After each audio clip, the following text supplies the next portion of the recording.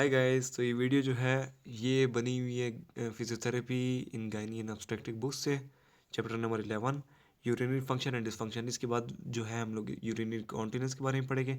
तो इस स्लाइड में जो है हम लोग क्या पढ़ेंगे, नॉर्मल यूरिनरी ट्रैक्ट कैसे काम करता है, क्या फंक्शन है उसका, ठीक है। इसके अलावा जो है डिसफंक्शन कौन कौन से आ सकते हैं। तो आगे जाते हैं। सबसे पहले कॉन्टिनेंस वर्ड। कॉन्टिनेंस बहुत ज़्यादा आप सुनेंगे इनकॉन्टिनेंस अपनी इस फील्ड में। तो कॉन्टिनेंस किसे कहते हैं, normal storage, ability to store normally या यूरिन या फीसिस को स्टोर करना टेम्पररीली, और फिर जब बाद में जो है मैच्योरेशन, यूरिनेशन करना और डिफिकेशन करना, जिसके थ्रू फिर इसे निकाल देना। तो ये नॉर्मली जो फंक्शन है इसे कॉन्टिनेंस कहते हैं।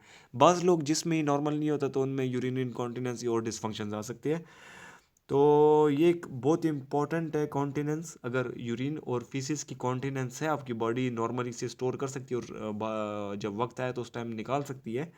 तो ये सोशियोलॉजिकली भी अच्छा है आपके लिए, फंडामेंटल है साइकोलॉजिकली भी और फिजिकली भी। क्योंकि अगर अगर कॉन्टिनेंस आपकी ना हो, इनकॉन्टिनेंस हो, आप कहीं फंक्शन पे गए हुए हैं और एकदम से आपको यूरिन आ जाए और एकदम से उधर ही आप लीक हो जाए, सुसु आ जाए बंदे को, तो क्या होगा, एक तो सोशल इम्पैक्ट भी आप पे आएगा, दूसरा साइकोलॉजिकल इम्पैक्ट भी आएगा और आपकी फिजिकल वेलबींग के लिए भी अच्छा नहीं होगा, ठीक है। तो ये इंपॉर्टेंट चीज़ है। अच्छा, इनकॉन्टिनेंस किसे कहते हैं, इनवॉलंटरी या इनअप्रोप्रिएट पासिंग ऑफ यूरिन और फीसिस, जिसका जो है सोशल फंक्शनिंग और हाइजीन दोनों पे एक इम्पैक्ट आता है, सही है। तो ये दो रीजंस की वजह से हो सकती है। एक ट्रांजिएंट कॉज हो सकती है, जैसे कि कोई इन्फेक्शन हो गया हो, या अनकॉन्शियस हो जाए बंदा, या ड्रग साइड इफेक्ट हो, या एकदम से डर जाए तो एकदम से उस टाइम उसका सूसू लीक हो जाता है, ठीक है। तो ये एक है ट्रांजिएंट। और एक जो है लॉन्ग लास्टिंग या परमानेंट, जिस तरह ट्रॉमा हो जाए चाइल्ड बर्थ के दौरान, प्रेग्नेंट वुमेन को जो ट्रॉमा हो जाता है उस वजह से स्फिंक्टर में मसला आ जाता है और उस वजह से इनकॉन्टिनेंस शुरू हो जाती है। स्ट्रोक हो गया, ये वो कंडीशन है जिसमें यूरिनरी इनकॉन्टिनेंस परमानेंट एक किस्म से रहता है, सही है। तो लाइफ थ्रेटनिंग तो नहीं है ये, लेकिन ह्यूमिलेटिंग, डिस्ट्रेसिंग और साथ ही साथ जो है ना अफेक्ट करता है बंदे को। तो नॉर्मल यूरिनरी ट्रैक्ट फंक्शन कैसे होता है, कैसे जो है स्टोरेज होती है, फिर कैसे जो है यूरिन रिलीज होता है, तो इसके बारे में पढ़ेंगे। द मिक्सचुरेशन साइकिल, मतलब storage then removal then storage then removal of the urine. तो इसके दो फेजेस होते हैं, एक है स्टोरेज वाला, ब्लैडर फिलिंग जिसे कहते हैं, फिर है ब्लैडर एम्प्टिंग जिसमें निकाल दिया जाता है यूरिन को, ठीक है। तो फिलिंग फेज में जो है, फिलिंग फेज में ब्लैडर जो है जिसमें यूरिन फिल होता है उसके साथ कनेक्टेड होता है यूरेथ्रा, जिधर से यूरिन बाहर पास आउट होता है, ठीक है। तो फिलिंग फेज में जो है ब्लैडर फुल होता है, सही है। और एक स्पेसिफिक प्रेशर है, जिससे ज़्यादा हो जाए तो एकदम से अर्ज टू यूरिनेट एकदम से बंदे को होती है। तो प्रेशर होता है 15 सेंटीमीटर H2O, ठीक है। ये एक प्रेशर की मिकदार है, ठीक है। और ये ऑलमोस्ट पहली बार जब आपका ब्लैडर फिल होने शुरू होता है, आपको कब यूरिनेशन की अर्ज होती है, जैसे ही 150 to 200 ml पानी पहुंचता है तो आपका थोड़ा बहुत दिल करता है कि यार मुझे थोड़ा बहुत सुसु आया हुआ है। लेकिन फिर उसके बाद और भी फिल हो सकता है, अगर आप आराम से बैठे रहे तो मसला नहीं होता, ठीक है। तो इधर एक बात लिखी, during the filling phase detrusor muscle is compliant and the detrusor pressure is usually less than 15 centimetre H2O। तो आप डिट्रूजर मसल की ऐसे मिसाल ले, डिट्रूजर मसल किधर होता है, ब्लैडर के अंदर होता है, ठीक है। तो इसकी ऐसे मिसाल ले कि ये रिलैक्स हुआ हुआ है, तो इसके अंदर जो है प्रेशर नहीं बढ़ता, पानी इसके अंदर फिल हो रहा है, फिल हो रहा है, तो इसका प्रेशर थोड़ा थोड़ा बढ़ता है। जैसे कि ब्लैडर फिल हो रहा है, हो रहा है, हो रहा है, 200 ml तक आया है, तो इधर जो है ना इस टाइम अगर देखें इस जगह पे, इसकी अगर ये लाइन देखें इस तरह सीधी ले जाए तो इस जगह पे इस टाइम इतना जो है फिल हुआ है, इतना इसमें प्रेशर क्रिएट हुआ है 200 ml पे। अभी तकरीबन ऑलमोस्ट 7 ml तक, 7 cm H2O तक प्रेशर इसमें फिल हुआ है। तो डिट्रूजर मसल रिलैक्स हुआ है, तभी इसके अंदर प्रेशर जो है ना कम है। जैसे ही डिट्रूजर मसल कंट्रैक्ट करता है तो एकदम से प्रेशर इंक्रीज हो जाता है। वो कब कंट्रैक्ट करता है, जैसे ही एक वो आती है, लिमिट आती है फ्लूइड की, ब्लैडर जब ऑलमोस्ट 300 to 400 ml तक भर जाता है तो बस इधर जो है ना एकदम से प्रेशर 15 cm H2O से ज़्यादा होने शुरू हो जाता है। और जैसे ही ज़्यादा होने शुरू हो जाता है पानी के भरने की वजह से हो जाएगा, तो एकदम से ब्लैडर कंट्रैक्ट करना शुरू हो जाता है, ठीक है। 15 cm H2O तक वो क्या करता है, गुजारा करता है, उसके बाद एकदम से कंट्रैक्ट करता है तो एकदम से प्रेशर ऊपर चला जाता है। देखिए क्वांटिटी तो वही है यूरिन की, लेकिन इधर से प्रेशर इंक्रीज हो रही है इस जगह पे, ठीक है।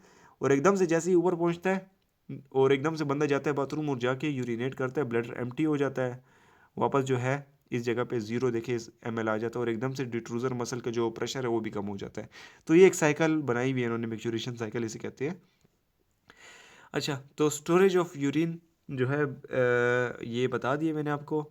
ब्लैडर इलास्टिक होता है और ये लूज होता है, तो इसके अंदर फ्लूइड फिल होता है, लेकिन इसका प्रेशर 15 cm H2O से एक स्पेसिफिक क्वांटिटी तक ज़्यादा नहीं होता, ठीक है। तो अच्छा, इधर ये बात लिखी हुई है कि इधर एकदम से ब्लैडर कंट्रैक्ट क्यों होने शुरू हो जाता है, इस जगह पे एकदम से कंट्रैक्ट होता है और प्रेशर एकदम से ज़्यादा हो जाता है। क्यों होता है प्रेशर ज़्यादा?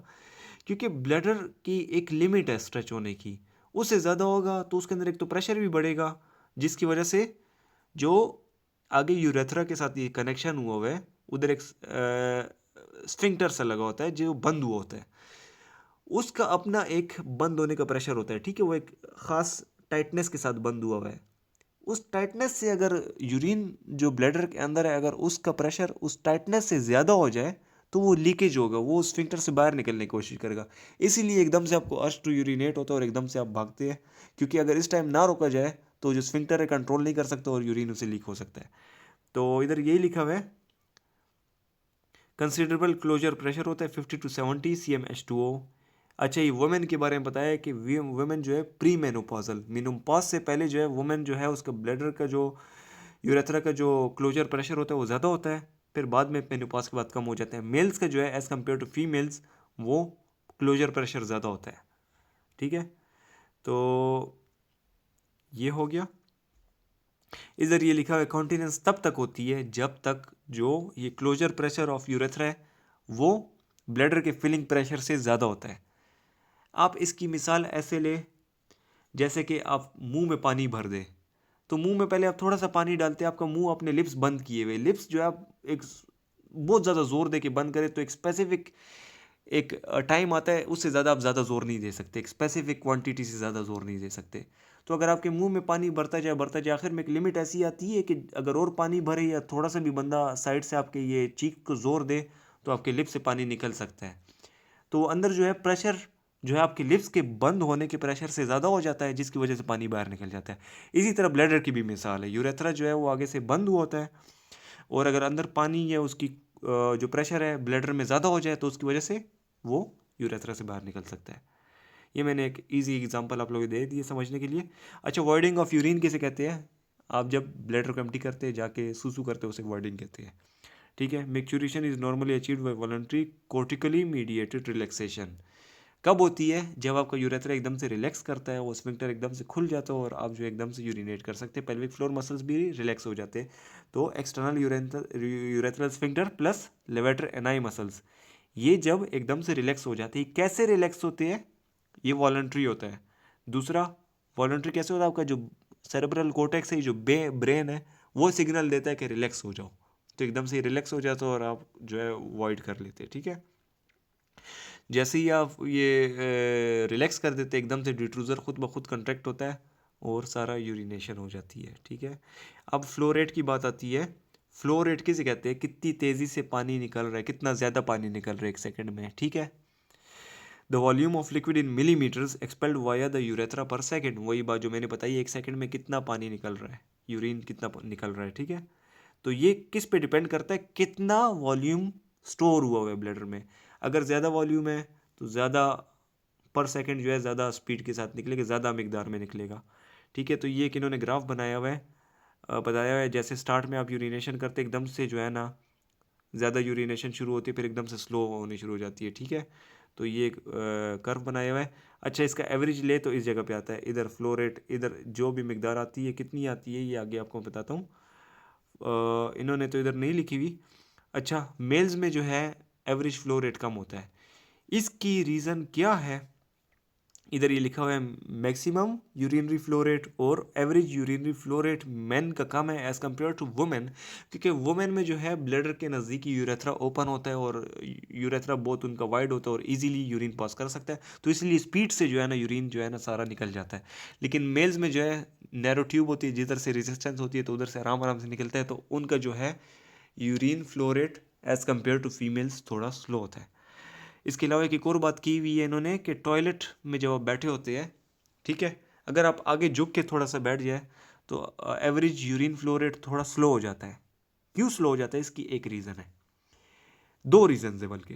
पहली रीज़न ये है, जब आप सीधा बैठते हैं तो आपके एब्डोमेन का जो जोर है वो सारा नीचे, ऑर्गन्स का जोर सारा नीचे ब्लैडर के ऊपर पड़ रहा होता है, तो जब ब्लैडर के ऊपर पड़ा होता है उसके जोर की वजह से जो है ना यूरिन ज़्यादा तेज़ी से निकलता है।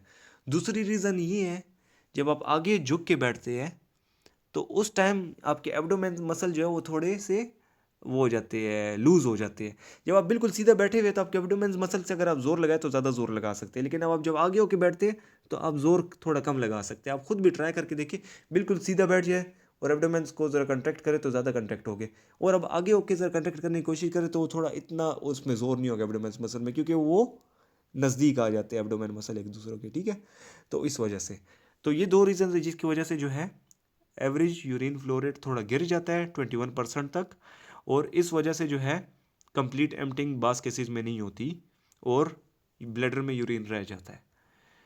तो ये इन्होंने बताया हुआ है। अच्छा, मैं आपको एक पिक्चर दिखा दूँ आपके इजी समझने के लिए, कि जब यूरिनेशन होने लगती है तो उस टाइम आपके पेल्विक फ्लोर मसल जो है वो रिलैक्स कर जाते हैं, जिसकी वजह से ब्लैडर थोड़ा नीचे की तरफ चला जाता है, ठीक है।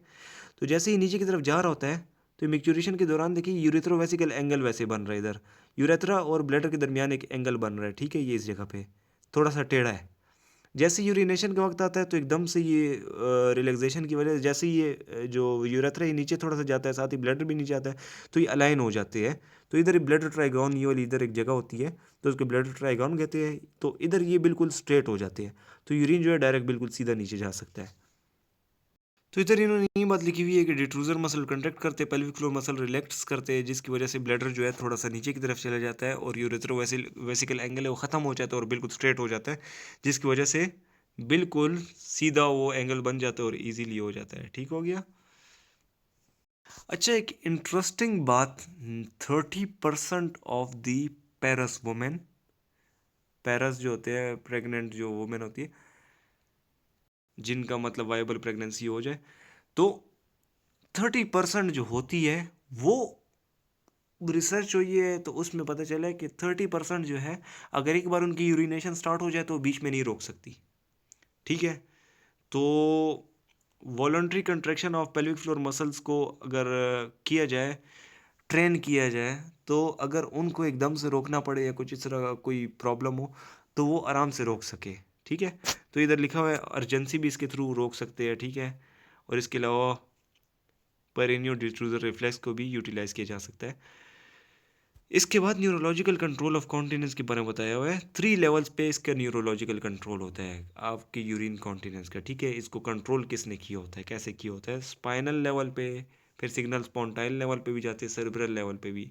स्पाइनल और स्पॉन्टाइल पे यूजुअली जो है वो ऑटोनोमिक रिफ्लेक्स होता है और इनवॉलंटरी होता है जो कि इंटरनल स्फिंक्टर होता है। अच्छा, इसके अलावा जो है सेरेब्रल पे आप इसे खुद कंट्रोल करते हैं, तो इसमें सोमैटिक, वॉलंटरी कंट्रोल और साथ ही साथ ऑटोनॉमिक पाथवेज आ जाते हैं जिसमें पैरासिम्पैथेटिक पाथवे आ जाता है। तो इसके बाद इन्होंने लिखा है यूरिन कितने टाइम दिन में आप करते हैं ज़्यादातर। अच्छी लास्ट टॉपिक है। तो यूरिनरी ट्रैक्ट डिसफंक्शंस को जो है 3 कैटेगरीज में डिवाइड किया गया है। स्टोरेज डिसफंक्शंस हो सकते हैं, वॉइडिंग डिसफंक्शंस हो सकते हैं, या पोस्ट मिक्सचुरेशन। स्टोरेज मतलब स्टोर करना उसके लिए मुश्किल है, ठीक है।